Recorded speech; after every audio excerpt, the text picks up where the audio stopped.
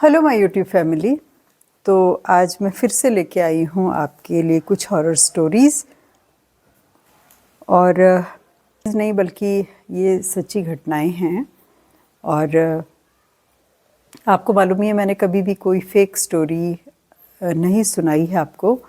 हमेशा कोई reliable sources जो हैं उनके से जो मुझे कहानियाँ मिलती हैं वही मैं शेयर करती हूँ। अब ये अलग बात है कि अगर कोई मुझे झूठ सुना दे तो वो अलग चीज़ है, लेकिन आज की जो घटना है मुझे याद आती है।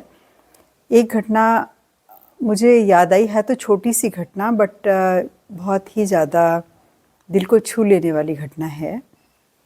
बात ये है कि मेरे फादर का ट्रांसफ़र हुआ था। मैंने आपको बहुत सारी पहले भी घटनाएं सुनाई थी मेरे फादर के से रिलेटेड कि उनके साथ बहुत सारी घटनाएं इस तरह की हुई हैं, लेकिन ये घटना जो है मेरे फादर के साथ नहीं बल्कि उनके एक हॉस्पिटल में कंपाउंडर थे उनके ब्रदर के साथ घटित हुई और उनका उनके भाई के साथ दोनों से संबंध है इस घटना का।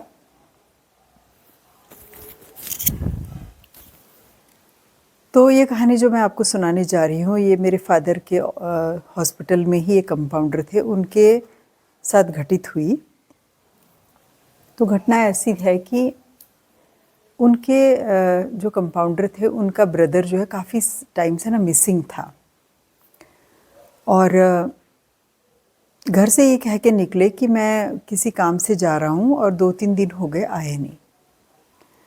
तो उनकी वाइफ ने जो है वो रहती थी मेरे ख्याल से कौन सी जगह थी, सुंदर नगर है हिमाचल प्रदेश में एक जगह, और ये जो कंपाउंडर थे ये थे डिस्ट्रिक्ट मंडी हिमाचल प्रदेश की एक छोटी सी जगह है जय देवी। उसमें मेरे फादर डॉक्टर थे और उसी हॉस्पिटल में वो कंपाउंडर थे। उनका ब्रदर मिसिंग था, तो मतलब जब आए नहीं 2-4 दिन हो गए घर पे, तो उनकी वाइफ ने सुंदर नगर से मैसेज भिजवाया जय देवी कि मतलब उनके बड़े भाई को मैसेज भेज दीजिए कि उनके ब्रदर कह के निकले थे घर से किसी काम से जा रहा हूँ, लेकिन 2-3 दिन हो गए आए नहीं।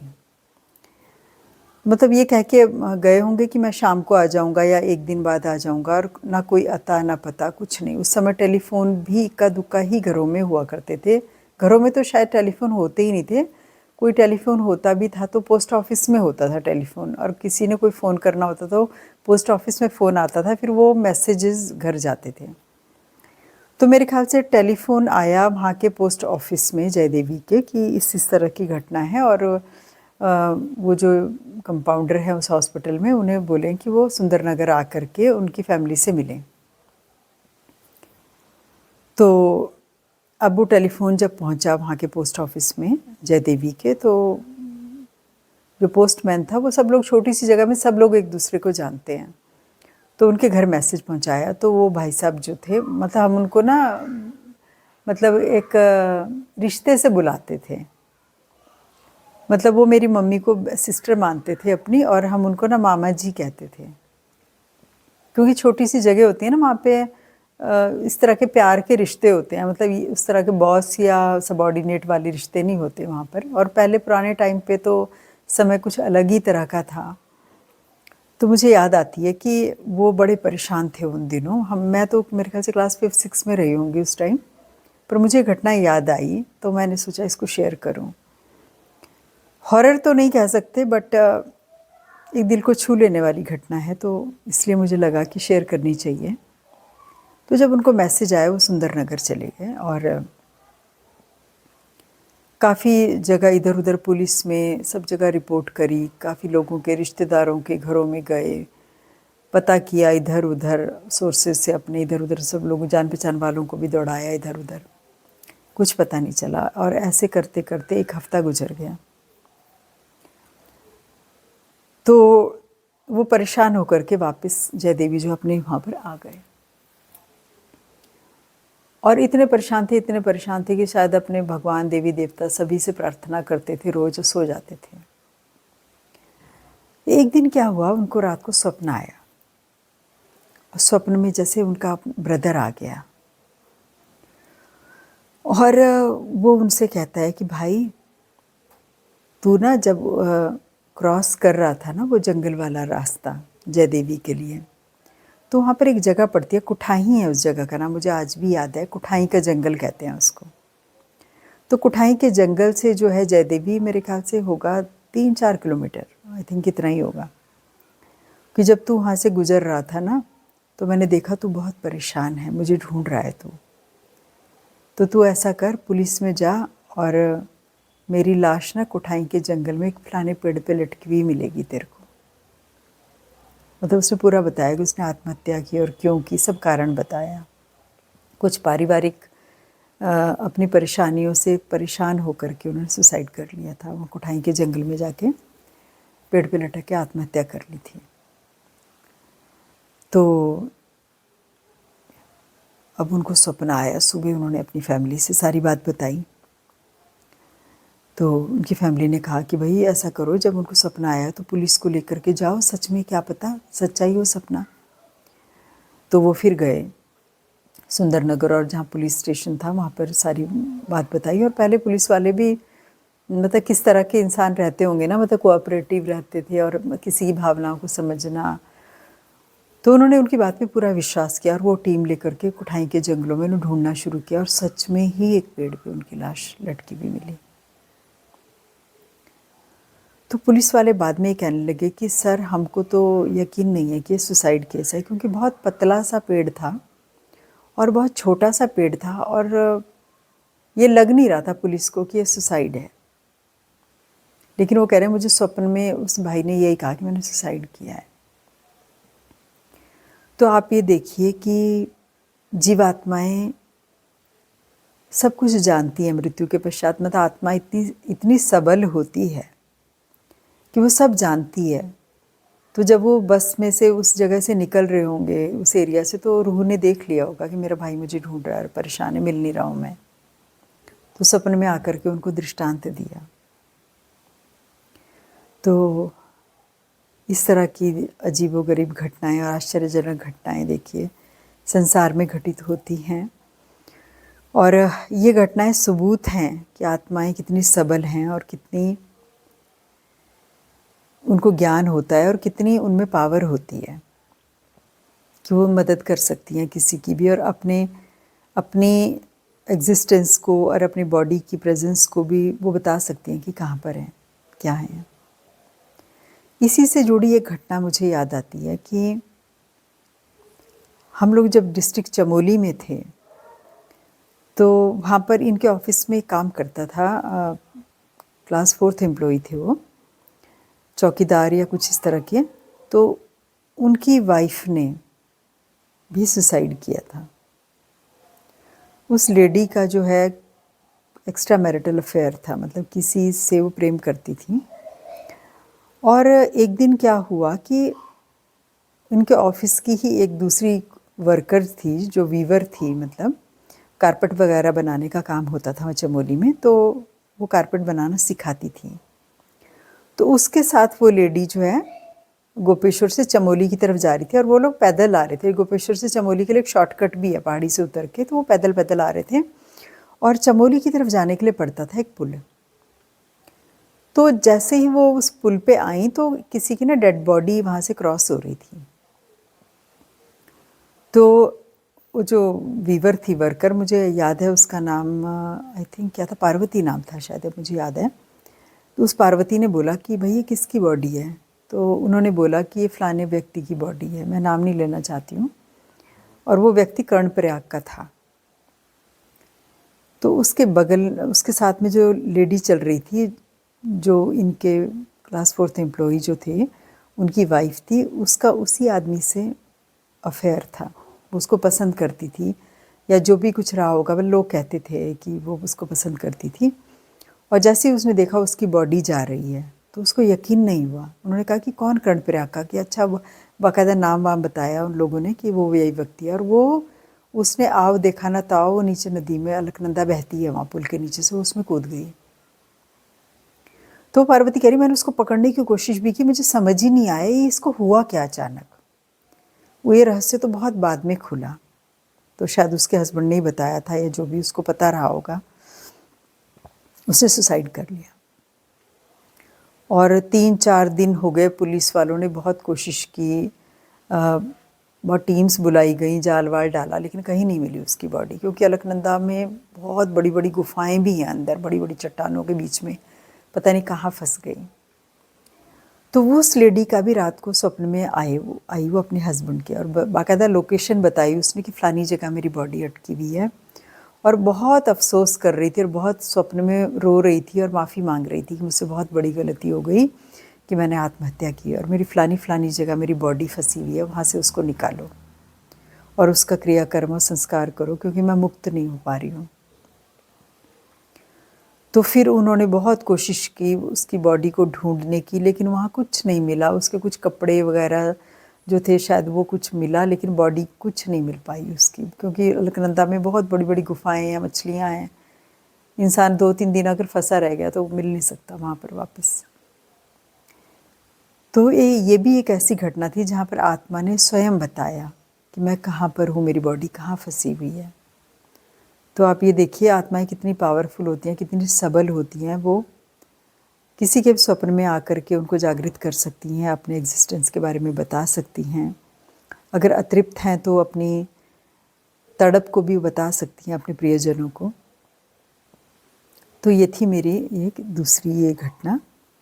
तो चलिए अब बढ़ते हैं एक अगली कहानी की तरफ।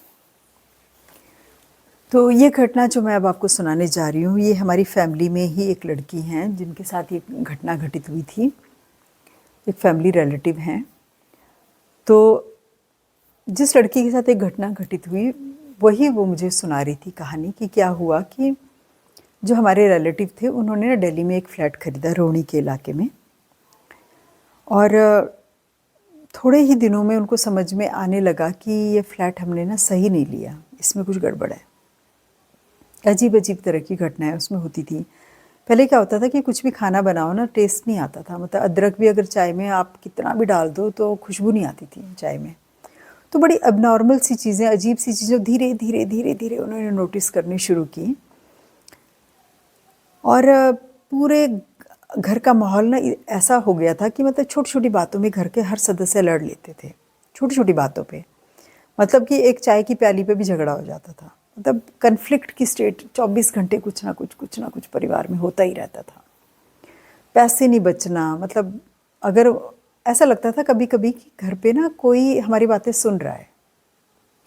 अगर मान लीजिए घर के किसी मेंबर ने बोल दिया कि इस महीने मेरे 5,000 रुपये सैलरी में से बच रहे हैं, इस बार तो मैंने काफ़ी सेविंग कर ली, मेरे 5,000 बच रहे हैं, तो अगले ही पल कुछ ऐसा हो जाता था कि वो पूरे 5,000 रुपये खर्च हो जाते थे।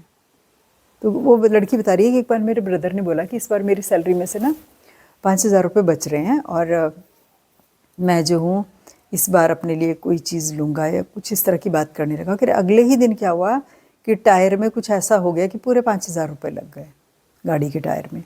तो मतलब इस तरह का होता था जैसे कि कोई ना सुन रहा है बातें। तो एक दिन क्या हुआ, उस लड़की की मदर जो है शाम को पार्क में टहलने के लिए चली गई, शाम के 5 बजे का टाइम, और डिस्ट्रिक्ट पार्क है रोहिणी का।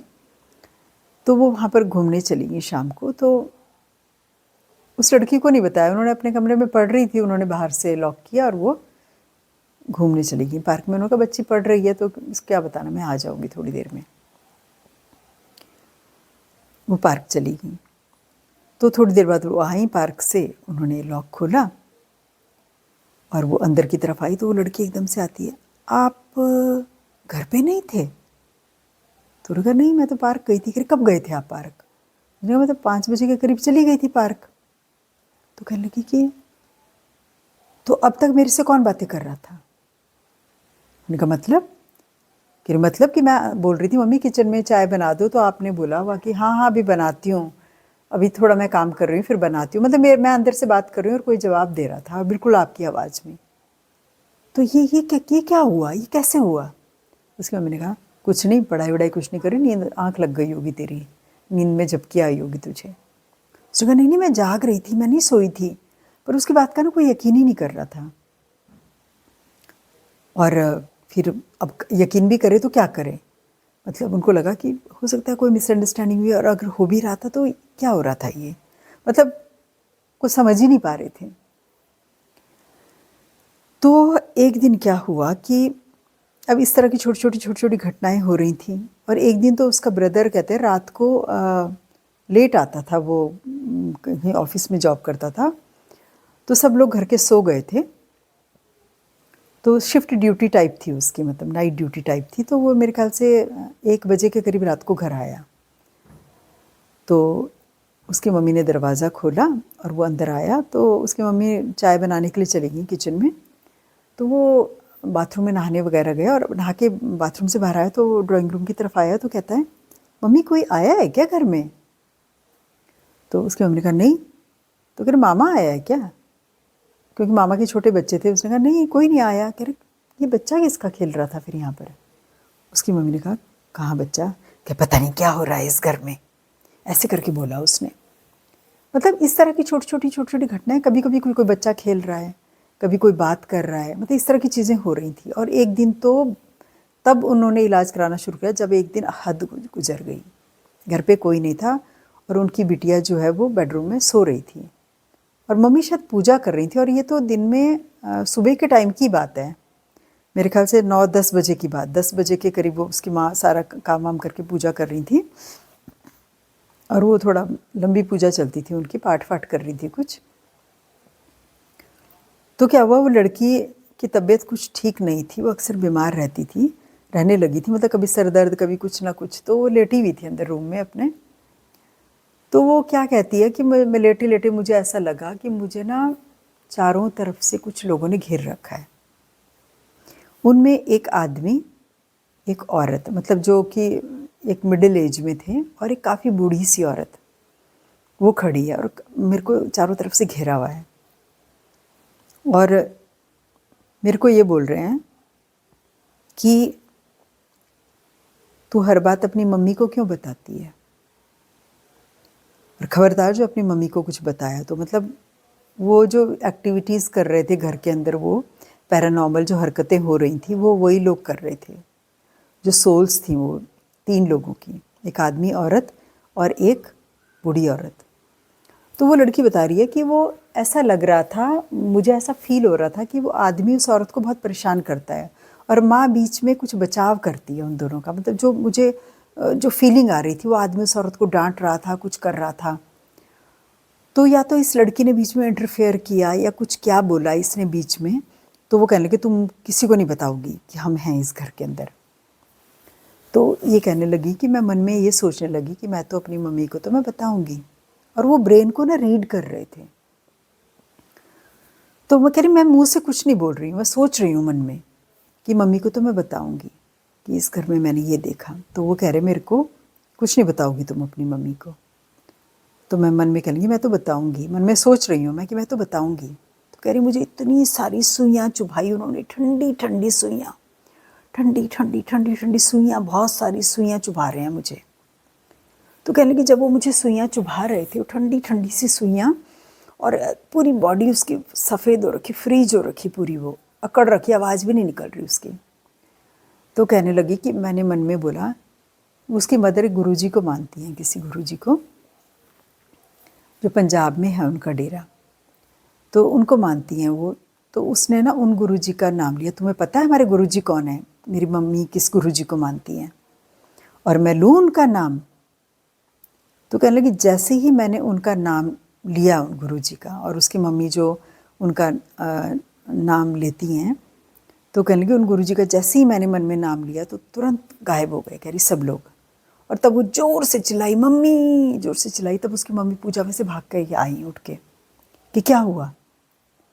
तब उसने सारी बात बताई कि मुझे ऐसे ऐसे 3-4 लोगों ने घेर रखा था, और ये सारी घटनाक्रम उसने अपनी मम्मी को बताया। फिर उसके फादर जब आए तो उसकी मदर ने सारी घटना उनको सुनाई। फिर उन्होंने बहुत सारे लोगों के साथ कंसल्ट करना शुरू किया, बहुत सारे तांत्रिक वगैरह, बहुत सारे लोगों को बुला के बहुत सारी रेमेडीज़ की उन्होंने, और अल्टीमेटली फाइनली उनको कोई ऐसा आदमी मिल गया जिसने उनकी बहुत हेल्प की। फिर उनके घर के सारी सोर्स को घर से बाहर निकाल के मुक्त किया और उनके घर का किलाना किया।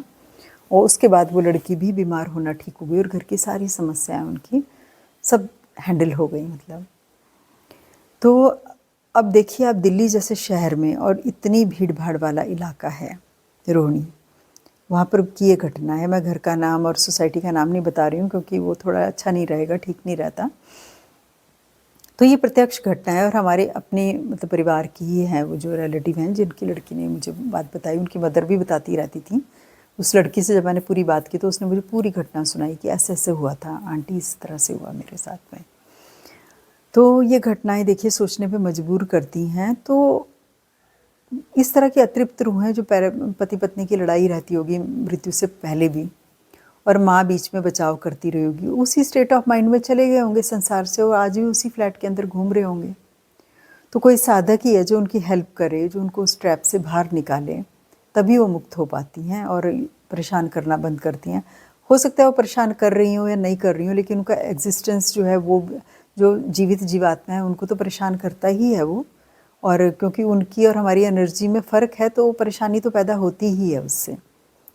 तो एक ये बहुत डराने वाली घटना थी जो उस बच्ची ने कितना सहन किया। और वो डरती नहीं थी, वो लड़की, उसकी हिम्मत बहुत थी कि जो उसने इतनी बहस कर भी ली उन जीवात्माओं के साथ में, और अल्टीमेटली इस चीज़ का पता चल पाया कि उस घर में था क्या, और उस घर का आखिरकार उन्होंने इलाज किया। इलाज तो हर चीज़ का संभव है। तो ये थी मेरी एक कहानी, और अब बढ़ते हैं अगली कहानी की तरफ। और ये जो मैं अब आपको घटना सुनाने जा रही हूँ, ये मेरी सिस्टर की ननद हैं, एक दिल्ली में रहती हैं वो। उनके हस्बैंड इग्नू में हैं, शायद क्लास 1 ऑफिसर हैं। और उन्होंने मुझे एक कहानी सुनाई थी। उन्होंने कहा कि क्या हुआ कि वो काफ़ी टाइम से ना किराए के मकान में रह रहे थे दिल्ली में। मतलब गवर्नमेंट उनको हाउस रेंट देती थी और वो किराए का रेंट लेके मकान में रहते थे, क्योंकि जो सरकारी मकान थे, सरकारी क्वार्टर्स थे, वो अवेलेबल नहीं थे, मतलब खाली नहीं था उस समय कोई क्वार्टर। तो बार बार एप्लीकेशन डालते रहते थे मिनिस्ट्री में घर के लिए, तो बार बार उनकी एप्लीकेशन रिजेक्ट हो जाती थी, मतलब कि कोई खाली नहीं है घर। तो एक दिन क्या हुआ कि उनको वो पर्सनली, उनके हस्बैंड जो है वो ऑफिस में गए होंगे जहाँ से इन लोगों का प्रोसीजर होता है अलॉटमेंट का घर का। तो वो पर्सनली मिलने गए तो वहाँ पर ये पता चला कि यार एक फ्लैट है सरोजनी नगर में। सरोजनी नगर का जो मार्केट है उसकी बैक साइड में है एक कॉलोनी सी है, मतलब जो CGHS के एम्प्लॉयज़ या सेंट्रल गवर्नमेंट के एम्प्लॉयज़ हैं उनके लिए क्वार्टर्स बने हुए हैं। तो वहाँ पर एक क्वार्टर खाली है, लेकिन उसमें कोई रहता नहीं है। तो अगर तुम लोग उसमें शिफ्ट कर जाते हो तो रह लो भाई, उसमें कोई जाता है थोड़े दिनों बाद वो खाली कर लेता है मकान। तो वही एक फ्लैट है, अगर आपको चाहिए तो ठीक है, वो शिफ्ट हो जाओ। तो उन्होंने कहा भाई ऐसा कौन सा फ्लैट है, हमें देख के आते हैं, चलो कम से कम देख तो लेते हैं। किराए के मकान किराए का ही होता है, और सरकारी मकान में थोड़ी फ्रीडम होती है, और वहाँ पर कुछ एरिया भी मिलता है उनको साग सब्जी लगाने के लिए, थोड़ी हरियाली भी है, अच्छा एरिया है वो। तो कहने लगी मेरे हस्बैंड और मैं, उन्होंने घर पे आके मुझे बताया, तो मैंने कहा चलो चलते हैं, देख के तो आते हैं कम से कम। तो हमने देखा करे फ्लैट में, तो काफ़ी वैसी स्थिति में था। फ्लैट तो काफ़ी अच्छा था, 3 बेडरूम थे, सब कुछ अच्छा था। तो हमने कहा यार इसमें अगर थोड़ी वाइट वॉश वगैरह कराएंगे, साफ़ सफाई कराएंगे तो ठीक हो जाएगा। तो उन्होंने अपने हस्बैंड का डिस्कस किया कि क्यों है खाली, ये पता नहीं, हमें समझ नहीं आता क्यों खाली है। उन्होंने कहा कोई बात नहीं, मिल तो रहना, इसमें साफ़ सफाई करवाते हैं, वाइट वॉश वगैरह पेंट पॉलिश करा के और हम शिफ्ट हो जाएंगे। उन्होंने यही किया। 2-4 दिन में उन्होंने साफ़ सफाई कराई और उस घर में उन्होंने सामान रखा और शिफ्ट हो गए। तो कहने लगे हम जैसे ही शिफ्ट हुए रात को, तो कह रही हम बेड पे सोएं, मतलब कह ली पहले दिन तो वैसी चारपाई टाइप होती थी ना। तो कहने लगी कि एक कमरा उन्होंने बच्चों के लिए बना रखा था, उसमें डबल बेड डाला हुआ था। एक कमरे में क्योंकि सामान बहुत ज़्यादा नहीं था हमारे पास, क्योंकि किराए के मकान शायद छोटा लिया होगा उन्होंने, तो उतना सामान नहीं। तो एक कमरे में कह रही ऐसी मतलब खाट सी डाली हुई थी उनके हस्बैंड ने, वो उसमें सो गए। और बाकी कह रही मैं बच्चों के साथ, बच्चे छोटे थे डरते थे, तो मैं उस कमरे में बच्चों के साथ सोई हुई थी। तो कह रही क्या होता है कि रात को मेरे हस्बैंड की चारपाई उल्टी हो गई, चारपाई उल्टी कर दी धड़ाम से नीचे, और उन्होंने उठ के लाइट जलाई, ये क्या हुआ। कह रही उन्होंने चारपाई सीधी करी, कह रही फिर सो गए। और कहने लगी थोड़ी देर बाद जैसे ही लाइट ऑफ करके सोई, फिर बिस्तर से नीचे।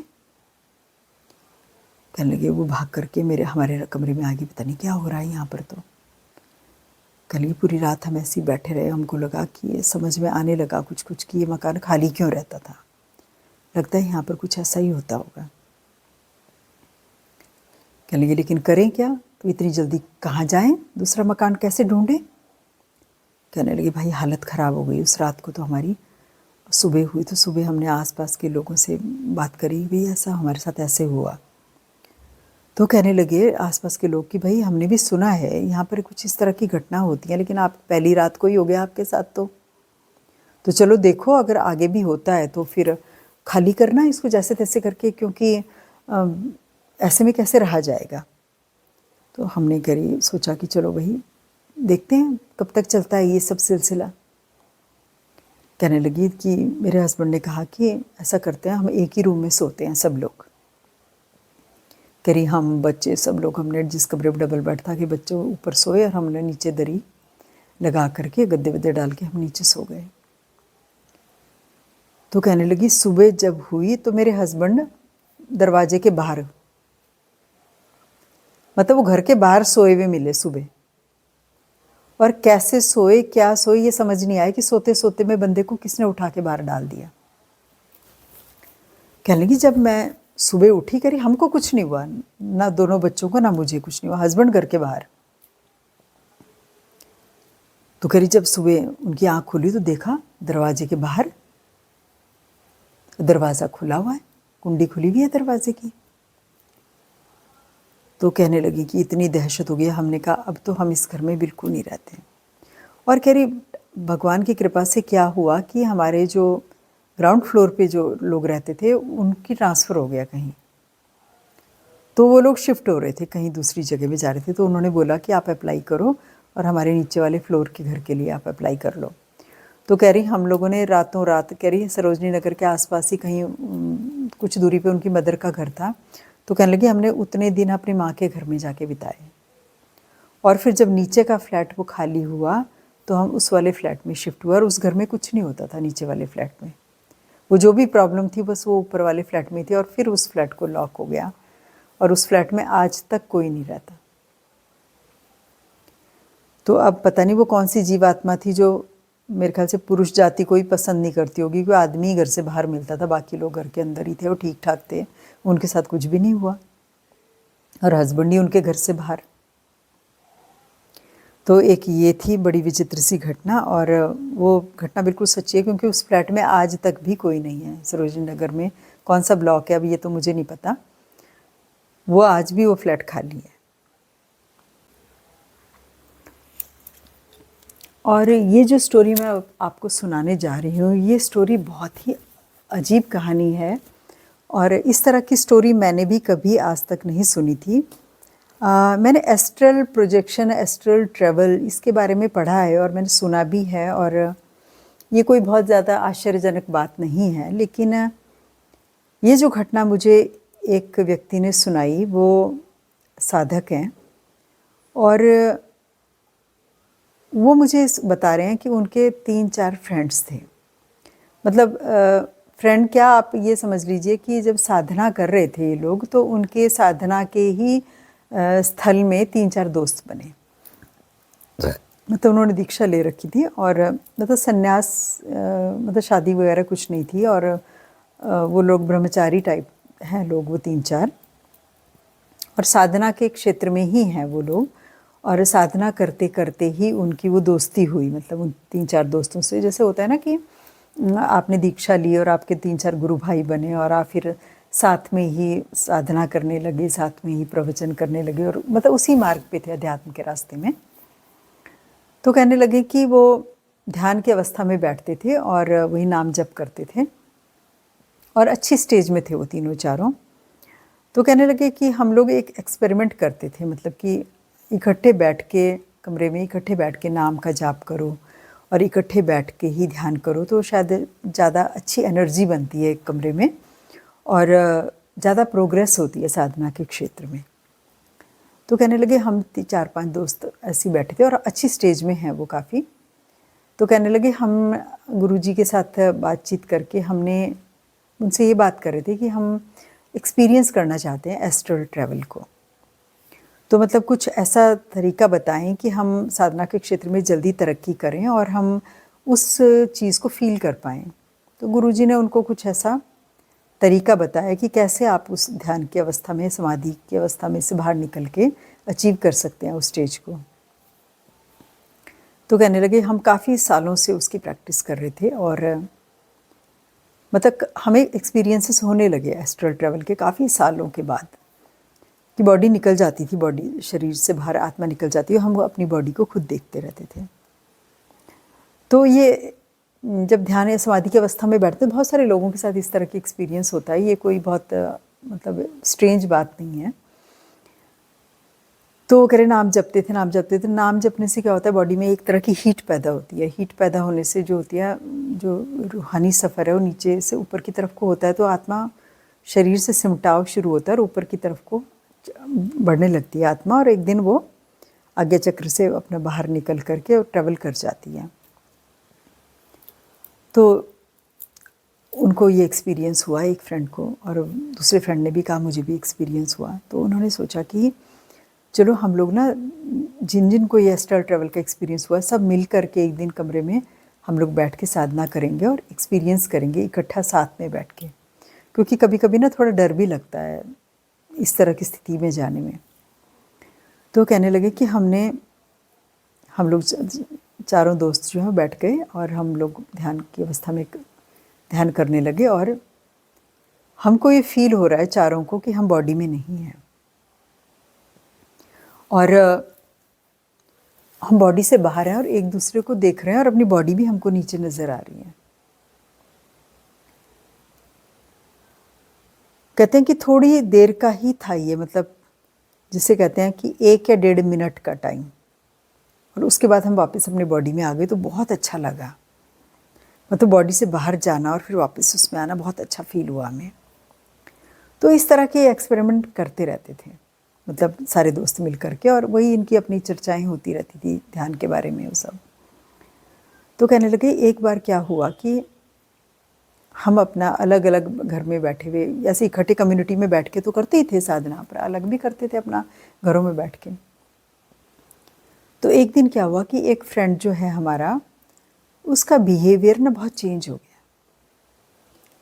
वो ब्राह्मण था जाति से, और कभी मीट मांस मच्छी किसी चीज़ को हाथ नहीं लगाता था, और ऑल ऑफ अ सडन उसका बिहेवियर हमने देखा कि बहुत चेंज हो गया है, और ये मीट भी खाने लगा, मांस भी खाने लगा, शराब भी पीने लगा, और ज़्यादा बात नहीं करता था किसी से।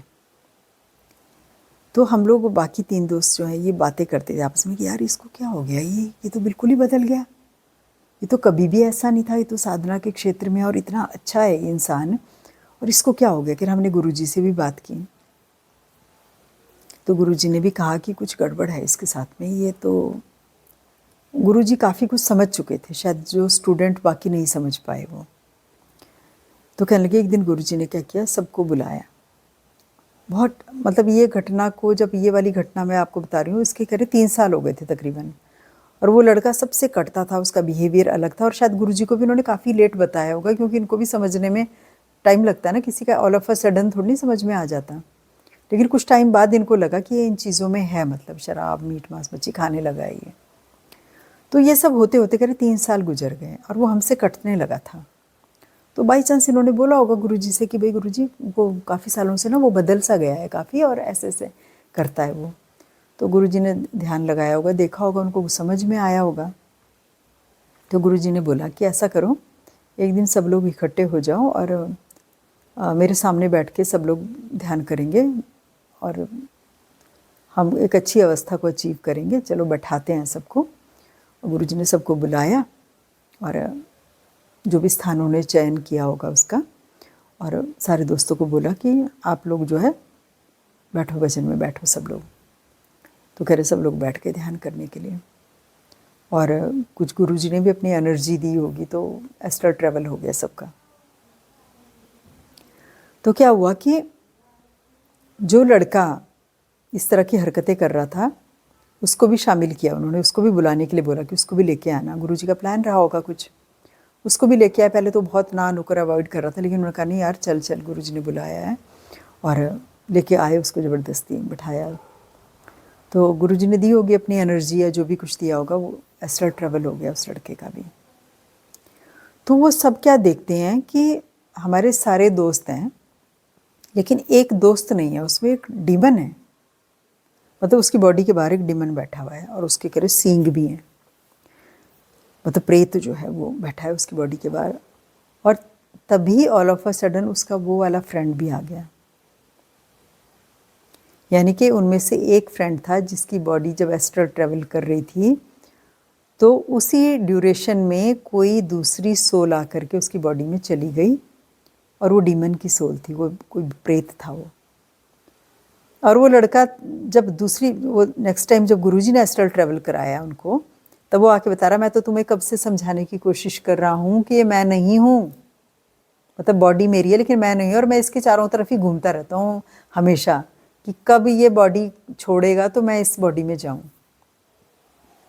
तो जब गुरुजी की प्रेजेंस में ये सब कुछ हुआ तो वो डीमन को गुरुजी ने बाहर ही रोक के रखा, और उसकी जो रियल ओनर था उस बॉडी का, वो उसके अंदर उसने अपनी बॉडी में प्रवेश किया।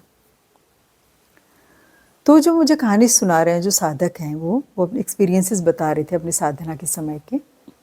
तो बोल रहे हैं कि उसके बाद जब वो अपनी बॉडी में आया, वो डीमन को उन्होंने उससे दूर किया, मुक्त किया उसको, तो कहने लगे उसके बाद ना उसका बॉडी में दिल नहीं लगता था, और वो अधिकतर बीमार रहने लगा। उसको कभी ड्रिप चढ़ती रहती थी, कभी कुछ चढ़ता रहता था, मतलब वो ना बॉडी में खुश नहीं था एक तरह से अपनी बॉडी में। और उसको जब उसकी सोल रहती थी तो उसको ना वो लाइफ ज़्यादा अच्छी लगने लगी थी। तो वो बॉडी में आकर के ना एक तरह से परेशान रहने लगा था बॉडी में, और आखिरकार वेंटिलेटर पे और हॉस्पिटलाइज रहता था ऑल द टाइम, कुछ ना कुछ होता रहता था। और एक दिन वो हॉस्पिटलाइज हुआ और वेंटिलेटर पे था, और वो बॉडी छोड़ दी उसने अपनी।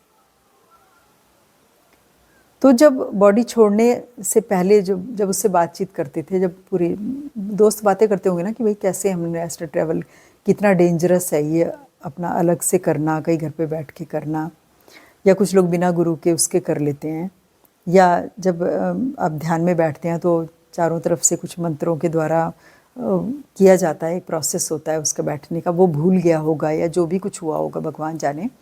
क्योंकि जो गुरु के संरक्षण में होती हैं चीज़ें वो इतनी डेंजरस नहीं होती हैं, क्योंकि तरीका बताता है गुरु उसका। तो हो सकता है वो कोई चूक हो गई होगी उससे, जो ऐसा हुआ कि किसी ने आके बॉडी को कैप्चर कर लिया जब उसकी बॉडी जो आउट ऑफ जब ट्रैवल कर रही थी, एस्ट्रल ट्रैवल कर रही थी, तो कोई और चीज़ आ गई उसकी बॉडी में। तो वो बताता होगा सारी बातें। तो वो कहता था कि अब मुझे अच्छा नहीं लग रहा है बॉडी के अंदर, मतलब मुझे वो चीज़ ज़्यादा अच्छी लग रही थी, फ्री विल से अपना कहीं भी घूमो कहीं भी जाओ, लेकिन मुझे इस चीज़ की दिक्कत थी कि मेरी बॉडी में ये है। तो वो बताने की वो बार बार कोशिश करता था सबको, और अल्टीमेटली गुरुजी ने तो पता लगा लिया कि ये हो गया है इसकी बॉडी के साथ, और उन्होंने वापस उसको बॉडी दिलाई अपनी। तो ये सब चीज़ें सुनने में बहुत एक जो साधना के क्षेत्र में नहीं है उनको बहुत अजीब लगती हैं ये सब चीज़ें। उनको लगता है अरे यार ये क्या बकवास है ऐसा, बट ये बिल्कुल भी आश्चर्यजनक चीज़ें नहीं है। अगर आप अपने बहुत सारी किताबें हैं ऐसी जो इस चीज़ को प्रूव भी करती हैं ना, मैं फिर कभी सुनाऊंगी, वो काफ़ी लंबी घटना है वो। तो ऐसे हमारे माइथोलॉजी में, बहुत पुराणों में बहुत सारी कहानियाँ इस तरह की मिलती हैं जिसमें कि बॉडी को छोड़ के एस्ट्रल ट्रैवल करके हमारे साधक जो ऋषि मुनि लोग जो है कहाँ कहाँ ट्रैवल कर जाते थे। तो ये बहुत आश्चर्यजनक बात नहीं है, ये इट्स वेरी नेचुरल थिंग, हो जाता है वो एस्ट्रल ट्रैवल। और साधना के क्षेत्र में जो थोड़ी तरक्की कर लेते हैं वो अपनी बॉडी छोड़ करके कहीं भी आ जा सकना थी, और जो मैंने आपके साथ शेयर की। अब हम आप पर छोड़ते हैं कि आप इन घटनाओं को कैसे लेते हैं और ये कहानियाँ आपको कैसी लगी, मुझे कमेंट करके ज़रूर बताएं। और मेरे चैनल को लाइक एंड सब्सक्राइब करें, शेयर करें। और मेरे चैनल पे बहुत कम लाइक्स आते हैं, व्यूज़ अगर मेरे 400-500 आते हैं तो लाइक्स उसमें 30 या 40 से ज़्यादा लाइक्स कभी होते नहीं हैं। तो प्लीज़ जब आप देखें वीडियोज़ को तो पसंद आए तो लाइक भी ज़रूर कर दीजिए, और नहीं पसंद आए तो डिसलाइक भी ज़रूर करें, क्योंकि मुझे पता तो चलेगा ना कि किसी ने मेरी कहानी देखी और पसंद नहीं की। तो ये भी तो पता चलना चाहिए ना कि कोई नहीं पसंद कर रहा है।